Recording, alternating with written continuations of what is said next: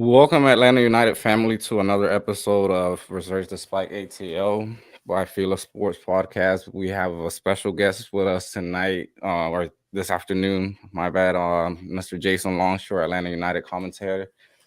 Pleasure to have you here with us once again. This is not, your first time here, so, we hope to have you here, a couple more times. There's a lot of stuff going on with Atlanta United recently, and couple of days, that until the transfer market closes. So there's a lot of stuff going on.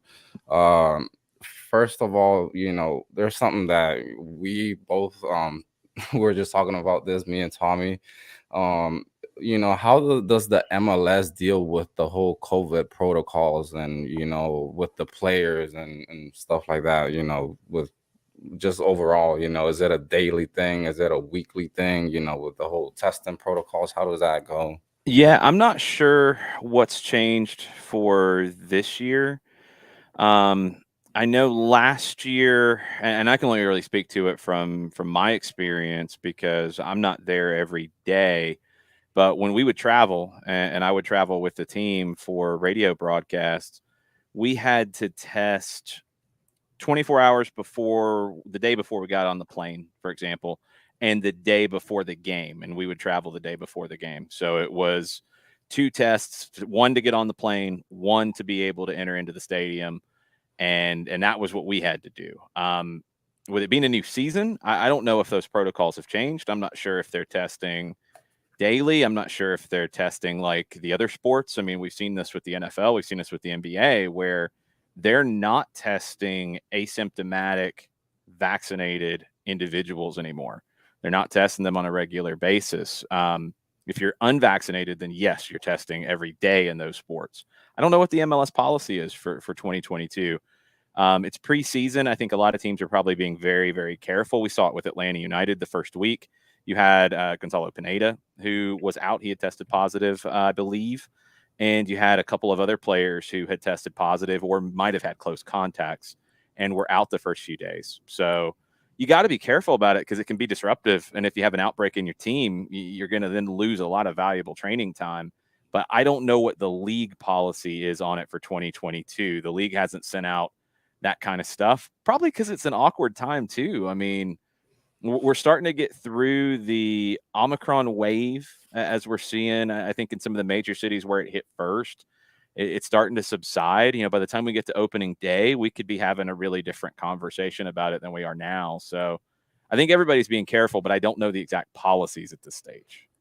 Mm. Yeah, it's interesting because you look at other leagues like the NHL. I know, like they're saying after the All-Star break, they're not testing anybody unless they have any type of symptoms. So, Right.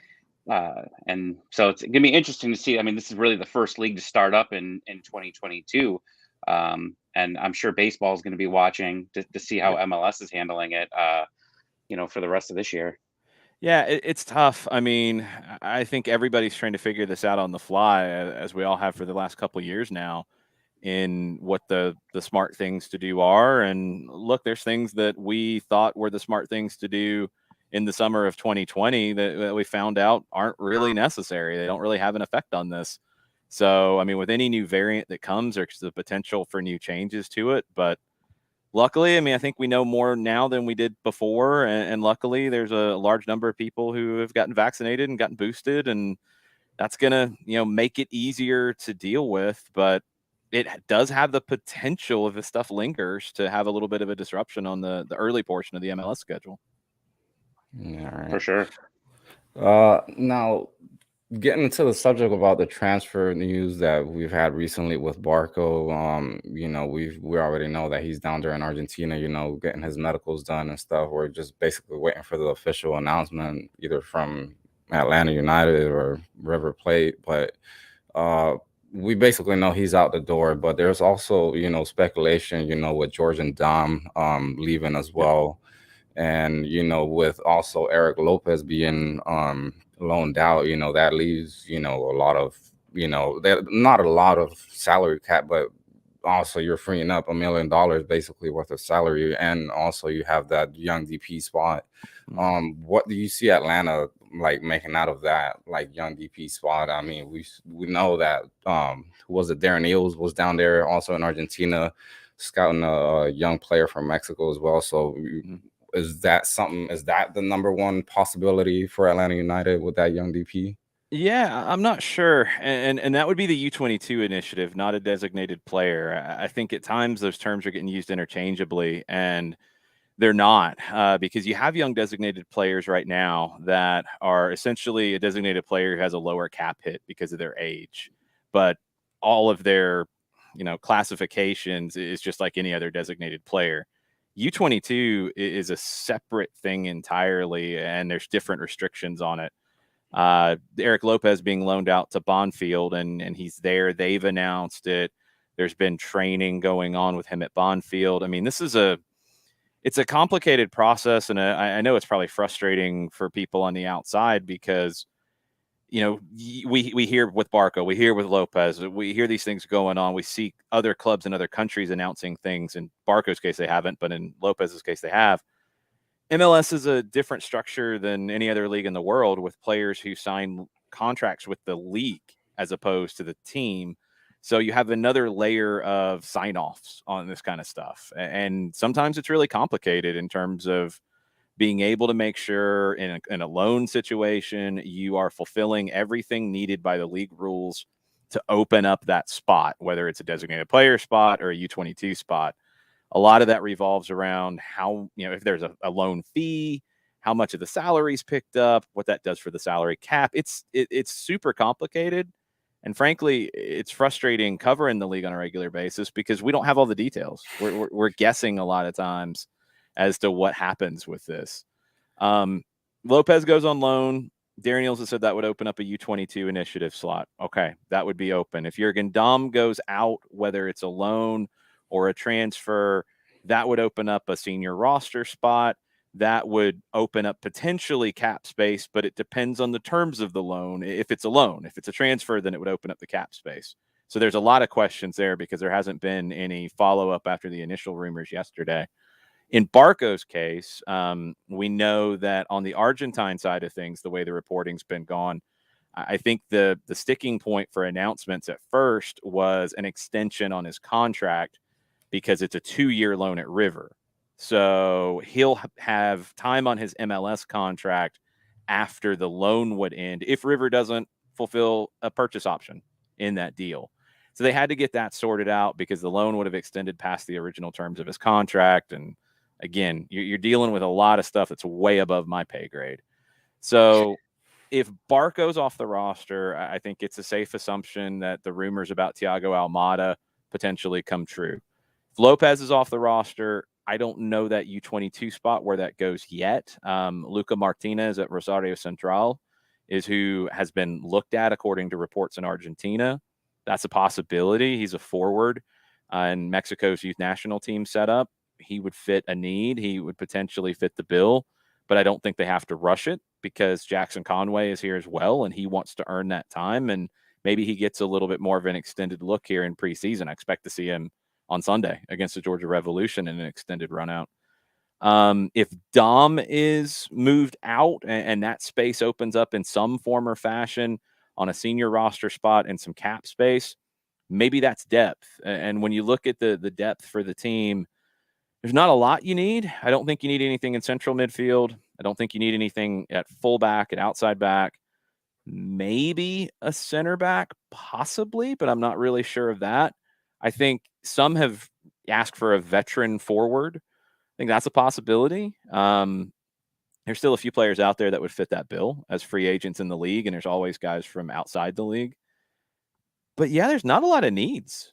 And I think one of the biggest conversations coming into the season and really early on in this preseason has been, why isn't Atlanta United making a bunch of moves? Their roster's pretty full. And last year, when Gonzalo Pineda arrived, from that day forward, this was one of the best teams in MLS. So, there's not really this dramatic need to make a bunch of moves just to make moves. You have to separate the first half from the second half, in my opinion. I think under Pineda, they showed they're a top team. And now you bring most of that team back, they should be expected to do that again. And I guess one of my worries is who comes in late in the game, because we've seen Aruju, especially him, come into games start off hot, be great, and then he disappears in the second half. And I know we have Mulroney, but beyond Mulroney, what is the depth, on the wings that you could really bring in to be that spark? That's the tough decision I think any club has, and Atlanta's like everybody else in a situation where whether it's forward or wing, I think they both kind of fall into this.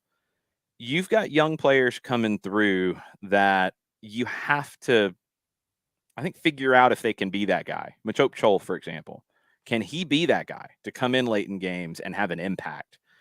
He didn't enough last year in his first professional season. Can he grow into that? Because you'd love for that to be a homegrown player who is becoming that player. Eric Centeno, I think, is another one who could potentially factor into that on the wing. I really liked what I saw from him against Georgia Storm in the preseason friendly on Tuesday. He's got a willingness to take people on. He's not scared. At 19 in his first pro season, is he going to be a finished product? No. But can he provide an impact off the bench in limited minutes? Maybe. He's got time to try to earn that. I think where Atlanta United is, you've got the opportunity in this preseason with the game against Georgia Revolution on Sunday, with 3 games down in Mexico, with a game against Birmingham Legion a week before the opener. The MLS window to bring players in goes all the way to early May. So you can get into the season a little bit and know kind of, all right, yeah, our young guys maybe not quite ready yet. Maybe they need to be loaned to the twos. Maybe they need to be loaned elsewhere and play consistently. We need to go get a veteran who can come in and understand that super sub kind of role. It's a tough balance because if you don't give your young guys an opportunity to find out if they can be the guy, they never get that opportunity. They never become the guy. And you're kind of wasting all that development time. You have to give them a chance. And we'll see if this preseason is maybe that chance before the team decides, all right, yeah, we could probably use a veteran who can play on either flank or a veteran up top. Well, and you mentioned there that the transfer window, I mean, we know the big transfer windows end on Monday. So after that window ends and MLS window ends, what really is there? Is it just the free agents that are open? Are there other leagues windows that are still open throughout that time? Yeah, I think the tricky thing about it is the transfer window applies to that league bringing players in. So MLS will be open through May, bringing guys in. We know most of the European leagues and Mexico. I think the European leagues are January 31st or January, 31st. And Mexico, I think, is February 1st. So you got one more day. Brazil is open until early April, for example, bringing guys in because Brazil goes into their national league format around that time. They play state leagues in the first half of the year. Argentina's window is open a little bit longer through, I think I want to say mid-February. I think maybe February 15th or 14th. Now, where it gets tricky, and we've seen MLS teams do this before. Let's say an MLS team wants to bring in a guy from Europe in March. You can do it. You can sign that guy. Your window's open. You can bring him in. You have a very limited pool of players you're choosing from because the club that is selling that player, their window is not open, so they can't replace him. So the guys who can be sold really at that time are guys who are on the outside of a squad. Like, they don't fit. There's no future for them there. And the club is willing to go ahead and sell them and not have to replace them. So it's a really limited pool of players you can go pick from at that time. But you still can. And there's still trades within the league. I mean, think back to 2019 when Atlanta went out and got Justin Merrim kind of deep into this first window of the season, brought him in, and he had a huge impact. So you have options. What I would really, and I wonder if we get a hint of this on Sunday, Gonzalo Pineda talked about it Tuesday with ramping guys up. Like it's all about progression in this preseason. So we saw everybody play no more than 30 minutes on Tuesday. It was a 60-minute scrimmage, 2 30-minute halves.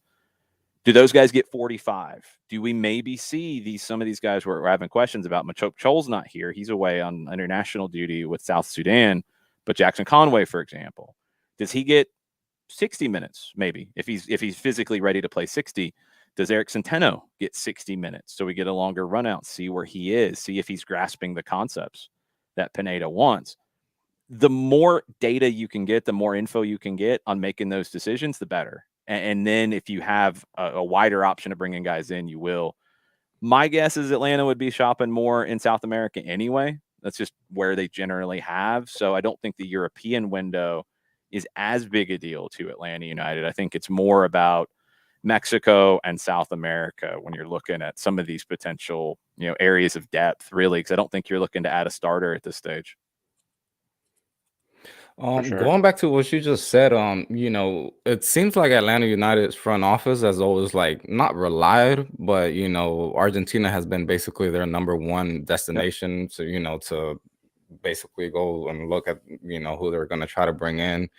I mean, I'm just speculating, but is it something that you feel like it just came from the beginning, from the first era, from when Tata Martino was here, and like he just was able to bring in all these players that just were able to fit into the system that he wanted to play, and then at the end they just stuck with that role model, or they just wanted to make, I guess, see if that was going to work again, or because we've seen them maybe bring in somebody from Brazil or Paraguay, but it hasn't really been as diverse, as you would think it would be. Yeah, I mean, I think Argentina is just a great market. I don't know if it's. I don't think it really has to do with Tata being the first coach and what started there. I think when you just look at where you're going to buy from, and even Almiron was playing there when they brought him in from Lanús.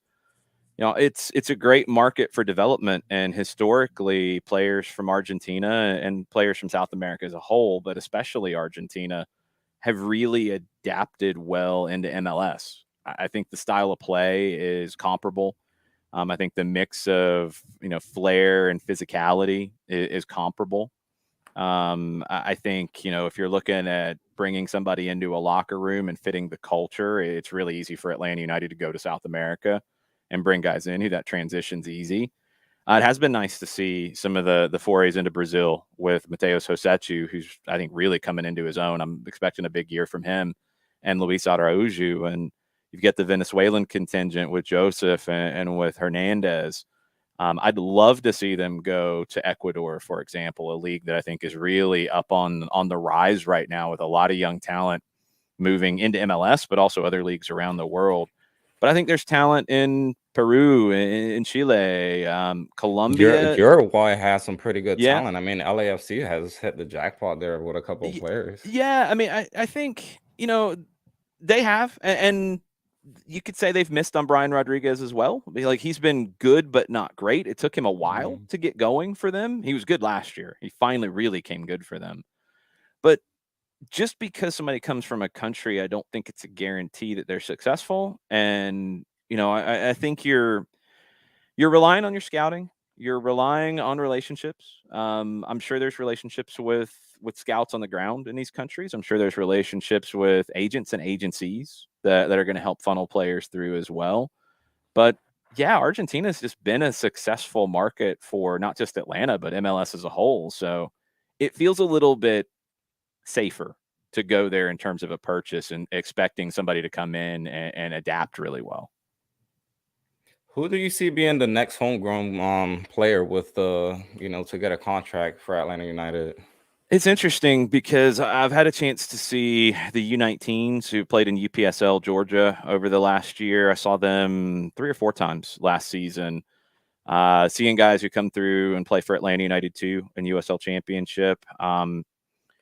I think one guy to watch played on Tuesday in the friendly, Noah Cobb. He's 16, a center back. I don't think it's a rush to get him, but 16 years old, and he played in that friendly on the first, preseason friendly of the year and looked good, looked very composed.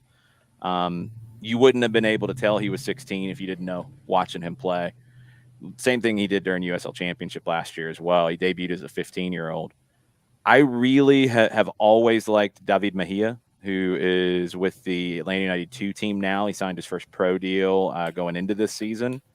He's out of the academy. He could sign a homegrown deal with the MLS side, when that time comes. Brendan Lamb is another one to watch, central midfielder. Wiley just signed his, which was coming. You knew it was coming after seeing him with Atlanta United too for as long as he played there. But I think Cobb is one and Mejia is one who I think are maybe a little bit closer to that.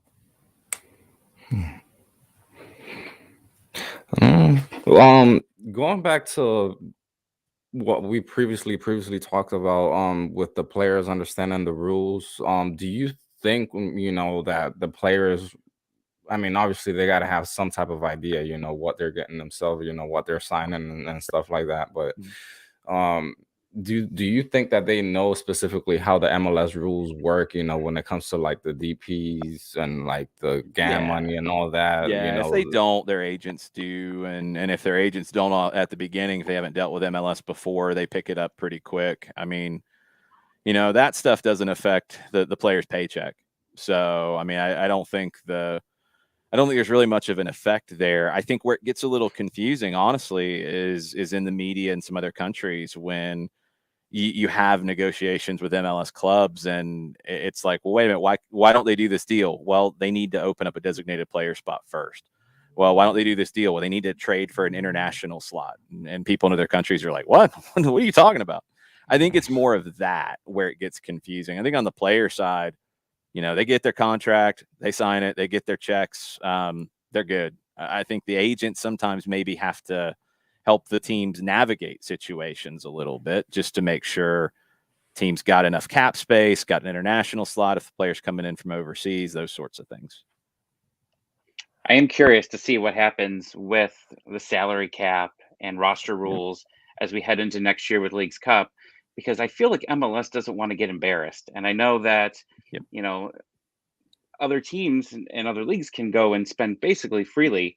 And I just feel like, Champions League hasn't been very successful for MLS teams overall. I mean, been getting better, but you don't want to get embarrassed, the first couple of years. I feel like they need to start being proactive. And I haven't really heard much about the Players Association talking too much to MLS about possibly changing things. Yeah, they just did a CBA, so I'm wondering what maybe the thirst is for making big changes to it. Leagues Cup changes the paradigm a little bit, in my opinion. I think Leagues Cup and its potential effect on the league is really underrated right now. For a lot of the reasons you just said, I think you're seeing more teams be ambitious this offseason, which is a good thing. Dallas, for example, they sell Ricardo Pepi. They go out and it looks like they're going to drop $7 to $8 million to bring in Alan Velasco from Independiente. Okay, Dallas has never really spent like that. They also threw a ton of allocation money at DC to bring in Paul Arriola. Okay, it feels like a new day in Dallas, and that's what they're saying. They're like, yeah, we're going to spend now. Houston's spending now. They brought in a top scorer from Libertad in Paraguay, in Sebastian Ferreira. It feels like that ambition is starting to rise around the league. That's a good thing just anyway. But Leagues Cup is going to accelerate that really fast because you're right. The league doesn't want their teams to struggle against Mexico. I do think at the top level, it's competitive, but your Monterreys, your Tigres, Club America, although they're struggling a little bit this season, I think, those are teams that outspend anybody in MLS right now. But below that level, I don't think it's a dramatic difference. And I think when you get towards the bottom of the two leagues and everybody's going to be in Leagues Cup going forward in 23, then I think MLS bottom teams are better than Liga MX bottom teams. So it's going to be fascinating, but you already see some teams beyond the ones that are newly ambitious. Atlanta would spend more if they could. LAFC would spend more if they could. I think NYCFC would spend more if they could.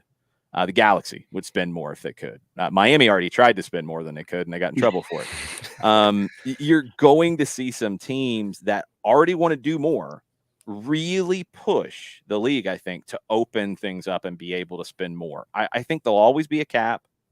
I think you'll probably see more leagues worldwide create some form of a cap to limit and maybe create a little more parity, but more than anything, create a situation like we see in La Liga in Spain where they try to keep teams from going out of business. They have a cap to try to keep teams from overspending what they can actually do and make sure checks clear and those sorts of things. I think you'll see more leagues around the world go to some form of a cap down the road. I don't think MLS ever goes away from it. But the league, and especially after this next broadcast deal, and that's where we'll get, I think, a hint of what's coming. If that next broadcast deal is maybe not quite as good as we think it might be, okay, maybe the cap goes up some, but not crazy.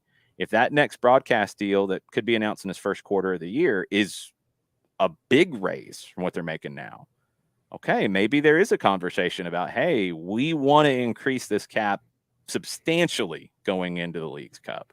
So I think that's the first domino to fall. But I think there's a lot of pressure within the league from the very ambitious teams. Yeah, we want to spend more. We want to be competitive. We want to win League's Cup. We want to win CONCACAF Champions League. And that's going to benefit the league as a whole, I think, in the grand scheme of things. Yeah, I mean, just look what Columbus did. They had like 2 record transfers, a couple seasons ago. And then look, they win the championship. Yep. So it's exciting to see teams like that, starting to spend, money or just overall, and it's just spreading now every year. Every team, you're like, oh, you didn't think this team was going to go spend a lot of money, and now they're jumping in on this. So it's really great to see.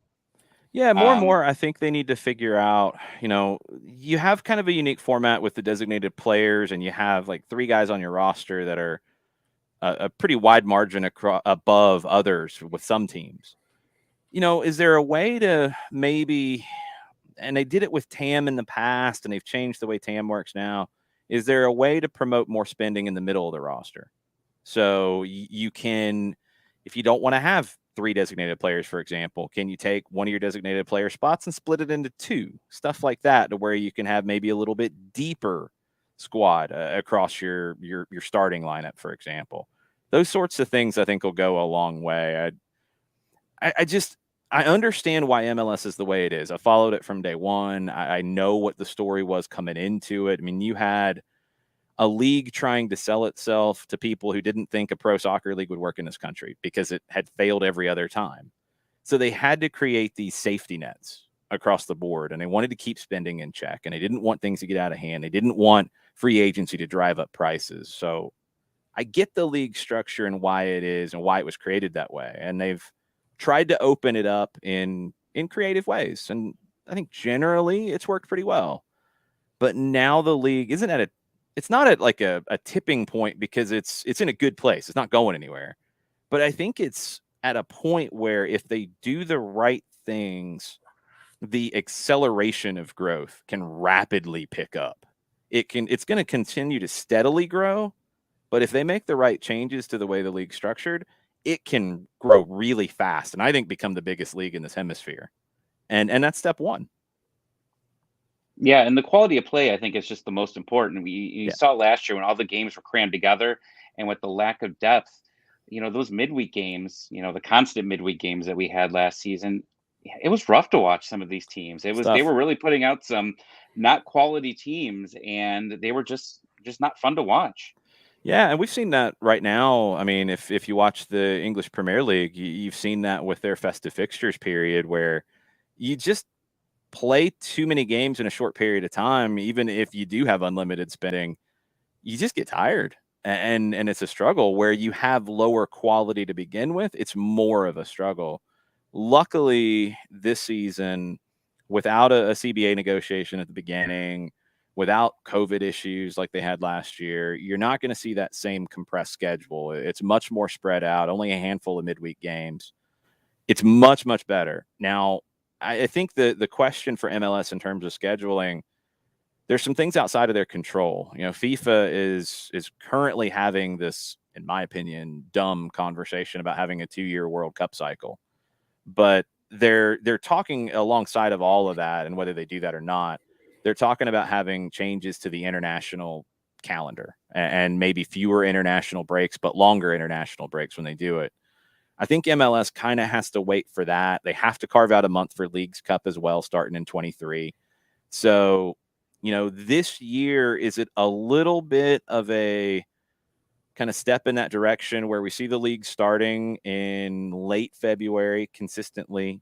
Maybe we see that month taken out for Leagues Cup, and maybe you have an extra month. This year you can't because you have the World Cup in November and December, but maybe we get back to where MLS Cup is in early December and then you have a shorter off season, which I think is a great thing. I think they need a shorter off season, and if you can spread those games out so you don't have so many midweek games, but still have Open Cup, still have Champions League, and still have your Leagues Cup, I think it's a pretty good calendar for the league, and I think they'll be able to manage those things. But they do have to increase the spending to add more depth, to add more quality, to increase the quality of play, and not have some of those extra competitions or those compressed games, be affected negatively.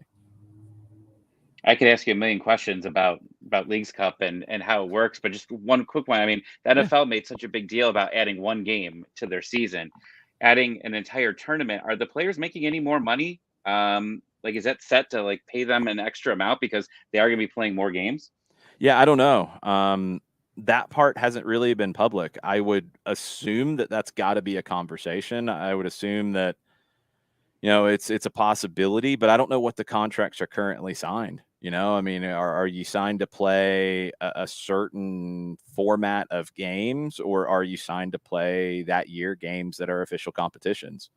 I think if your contracts are right now where you add Leagues Cup, you just add Leagues Cup, and there's not an extra salary to it, for example, which I don't think there would be, then you're gonna clean that up in bonuses is where you're gonna do it. You're gonna have those bonuses structured to where not just everybody, or not just one team who wins the thing gets the bonus money and that's it.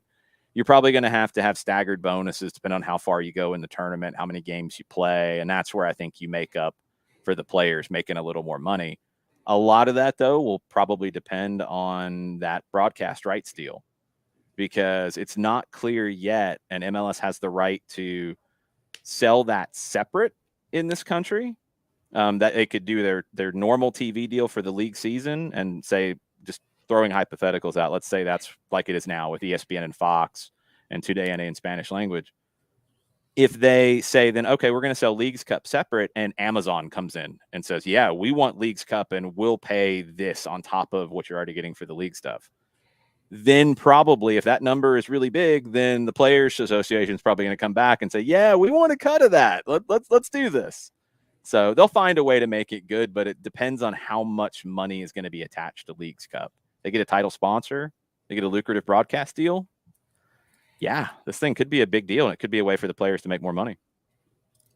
I have everything but Amazon, so you gave me the worst case scenario. I'd have to go steal someone's Amazon login. It's the only thing I don't have. The only Amazon's getting rumored as somebody's getting more aggressive. They're picking up some NFL stuff. They've kind of dabbled in sports streaming. They're one to watch. I mean, they're rumored to be maybe part of the next MLS package in 23 and beyond.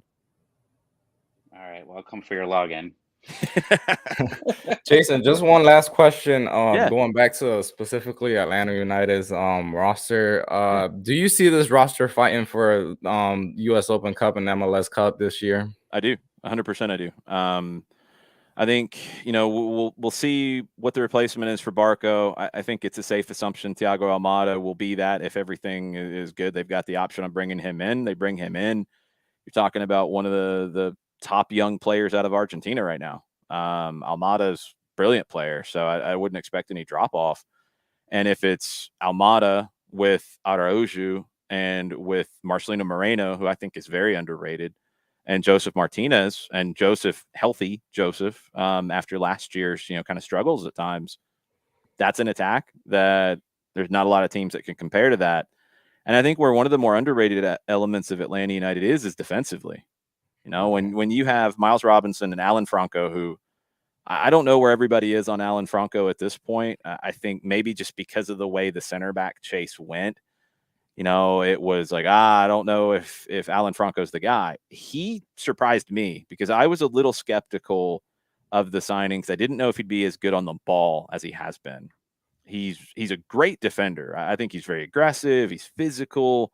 He suits the MLS style really well, but he's good on the ball too, and he can help build out of the back. So when you have him and Miles at center back, you have Lennon and Bello and Andrew Gutman for depth now, and Ronald Hernandez for depth on the right side. Your backline's in good shape. The central midfield, you've got a ton of options in Santi Sosa when he's back 100% after his sports hernia surgery. You added Osvaldo Alonso, which might be one of the more underrated additions in the league this year. Just his presence. Watching him on Tuesday with the group that started that friendly against Georgia Storm, you just notice him. He draws your attention in the middle of the park. He's very vocal. He's a great leader. Jackson Conway talked about just the leadership he's already bringing off the field to the group. Osvaldo Alonso is maybe that guy that the team missed at times late in games last year where they weren't able to close things out. Bringing somebody with Alonso's pedigree in will help him a ton. Hosechu, I think, will take a step forward. I think Franco Ibarra will take a step forward. I think Sosa will be better. I think Sosa was probably laboring with that sports hernia last year that we didn't really know about. So that's a really talented group. I mean, that's a lineup that you're probably talking about, and not everybody's done yet. There's still teams making additions. I think Seattle is a team to watch. NYC, we've got to wait and see what happens with Tati Castellanos. But if Eber is back to where he was in 2019, they'll be in the thick of it. Orlando's a team to watch with adding Facundo Torres from Uruguay. I think they could be dangerous. Some questions about them defensively, but they could be dangerous. LAFC, I think still probably needs a little bit. Cherundolo in his first year as a manager, maybe not quite there yet. Portland has some work to do to replace Diego Valeri and Sebastian Blanco. Kansas City will be very good, but they got to replace Alan Pulido now, who's out for the season. Your Texas teams, I think, are all going to be better. I think last year, when I looked at it the week before the season, I had about 8 or 9 teams that I thought could win MLS Cup. That number might be higher this year because of some of the additions we're seeing around the league. Philly's got to be in that conversation. They're just a difficult team to play. I think Columbus will bounce back in a big way. Toronto, who knows yet? They're nowhere near the finished product, but if they're bringing in Lorenzo Insigne in the summer, potentially Sebastian Giovinco from day one, Carlos Salcedo coming in from Tigres, that's a lot of teams that we just went through. What's that? That's gonna be fun. Toronto could be very fun to watch after the summer window. Yeah, I mean, there's so many. Bob Bradley there, one of the best managers in the league. What's his effect on them? There's so many conversations about teams around this league right now. New England, we didn't even mention New England. They had the best regular season in league history last year, and I don't think they got worse when they added Sebastian Lletget. So it's going to be a great season. I think this. Last season, it felt like MLS took a big step forward to me in terms of overall quality, perception worldwide. I think it was a competitive season, a competitive playoff. I think this year's going to go even further to that, where you're going to have a lot of races going down to decision day to get into the postseason. Those games are going to be so compelling, and I think there's so many teams in the mix. I think Atlanta will absolutely be in the mix. And Gonzalo Pineda already mentioned it about the Open Cup. He's not going to look at that as a secondary thing. Coming from Seattle, the pedigree there is always win the Open Cup, win the league. And I think that's the goal here. Alonso said it day one was the team's goals this season are to win everything, win every trophy you can. So they're going to be in the mix for both. They've got the talent to. And one of the guys you didn't even mention was Campbell, George Campbell. Like I am so excited to see his development. I mean, last year you saw him; he was almost the closer, and sometimes he played even in midfield. And it was just his big bodied guy just pushing people off the ball. It was just so fun to watch him, and it was just almost like a baseball closer coming in and just pushing people off the ball. And I hope to continue to see his development just get better this season. I hope he gets a lot of minutes. That's that challenge that we talked about with Chol and Conway. Campbell is the prime example because, Alex DeJohn was brought in last year to be that guy, I think. And Campbell and his development, he passed him. And that's a good thing. That's a good thing. And credit to Alex DeJohn, too, because Gonzalo Pineda mentioned it multiple times late in the season that you need to have guys who understand their role in the group. Alex DeJohn might have been brought here to play 10, 12 games, coming off the bench, late in games, closing things out, and he gets passed. He didn't pout. He didn't, sulk or anything about it. He continued to put in the work on the training pitch, probably helped Campbell a lot with his development. So you need guys who understand that. Not everybody's going to play 34 games. Not everybody's going to start all the time. Some people are not going to play a lot, but they're really important on the training pitch. They're really important in the locker room. They're really important to set the tone for the group. And you don't want to block those kids coming through who benefit from it, like Campbell, because I've said it on Soccer Down here. I'll say it here. I think if Campbell continues his development, when we get to 2026, you're talking about George Campbell potentially being part of the U.S. national team. I think he's got that kind of potential and that kind of ceiling, but you don't realize it if you don't get opportunities to play. And he's in a really good spot where right now he's the number 3, I think, at center back. When they play 3 center backs, Pineda said, he's happy to play him. He has no worries about playing Campbell in that role. If Robinson or Franco need a break, Campbell can step in and play. He's ready. He's legit. And the more he gets to play, the faster that development goes for him. Tyler Wolf is another one too. Tyler Wolf, yeah, that's a good point. And Wolf's another favorite of Pineda's. He looked good on Tuesday, playing kind of in a number 10 role where he was free and he could drift. I think the biggest thing for Tyler in 2022 is figuring out where on the field is his best role. Is it wide? Is it as a forward? Is it as a 10? Gabriel Heinze liked him as an 8. I mean, he's played it. I watched him with the 2s play it. He's a smart player. He could probably play anywhere on the field you wanted him to because he's got such a high soccer IQ. But where is he going to be best? I don't know yet.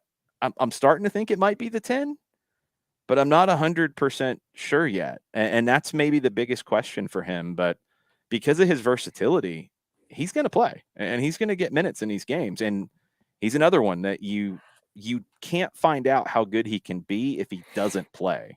So you don't want to sign a veteran who's going to come in and get those minutes. You've got to trust your kids. And I think Campbell is the prime example of it, what you've gotten out of Wolf. And I think that affects guys like Chol and Centeno and Conway. If those guys get opportunities, they got to take them too. Now it's you can't just hand it to them because they're here. But if they show that they can play and play well and they give you a good 5-10 minutes, maybe you'll earn more time the next time. Then you can start to count on them and you can trust them. That is the worry for me with Conway. It's just he didn't get to play too much last year. And when he did, it was okay. But then even, I don't want it to almost be like the Eric Lopez. I know a completely different situation, but he didn't get to play much. And Conway really didn't go down to the 2s too much. He got some play towards the end of the season. But with him just being so young, I feel like playing is the best thing for him. And being behind Joseph, where hopefully a healthy Joseph, I just don't know how many opportunities he's going to get. Yeah, that's the balance. And he's played about 45 games or so with the 2s. It wouldn't be as much for him to get better playing with Atlanta United too, but it would be to keep him playing and keep him, getting consistent and those sorts of things. He said it after the game on Tuesday. He said that, he's here to work. He's here to earn as much playing time with the first team as possible, but he's very happy to play with the 2s because he wants to play, he wants to get those games. I just love his confidence. And I think that maybe waned a little bit last season with the lack of playing time. I thought that kind of fell off for him a little bit. He's a confident player. And when he's on and he gets opportunities like he did on Tuesday in that scrimmage with Georgia Storm, he's a goal scorer and he's a big time goal scorer. I think he's got to get those games, and he still has things in his game to develop. I think he's got to get better combining with others. I think he's got to get better with his movement off the ball, leading the press, those sorts of things. But goal scoring, when he's on, he's a very, very good young goal scorer. Absolutely. Well, Jason, thank you so much. Thank you for, your time. Hopefully this is a good, season, good 2022 for Atlanta. Hopefully, we'll, hopefully have you here, again. Yeah, hopefully for sure. You have some time, man. And thank you. I don't know if Tommy has some other last question or, or comment or anything. I mean, I'm pretty sure I got everything I want to know out of the way. So I'm hoping for warm weather. I'm flying in for the home opener, so excellent. it's 5 degrees here, so in Ohio. So just make sure it's warm at the end of the month, and I'm happy. Well, the good thing is we got a roof, and it'll be warm inside. I can guarantee that part. The weather outside, I can't guarantee anything for you. Yeah, tailgating weather important, just as the inside weather. So it is. I hope it'll be okay. I mean, it's been so all over the place down here this winter, and it's destroyed my sinuses throughout the last couple of months, where it'll be 30 degrees and then 60 and then 20, and it's just all over the map. I hope that it's going to start ticking upward here very soon. I'm not a winter guy at all. Don't come to Ohio then. No. I lived in Lexington, Kentucky for a while when I was in high school. I don't want to do it again. All right, guys. Thanks, Jason. Tommy, thank you too, man. Thank you. All right, Jason, you have yourself a good weekend. You too. See you, man. Thanks, y'all. All right. Yeah.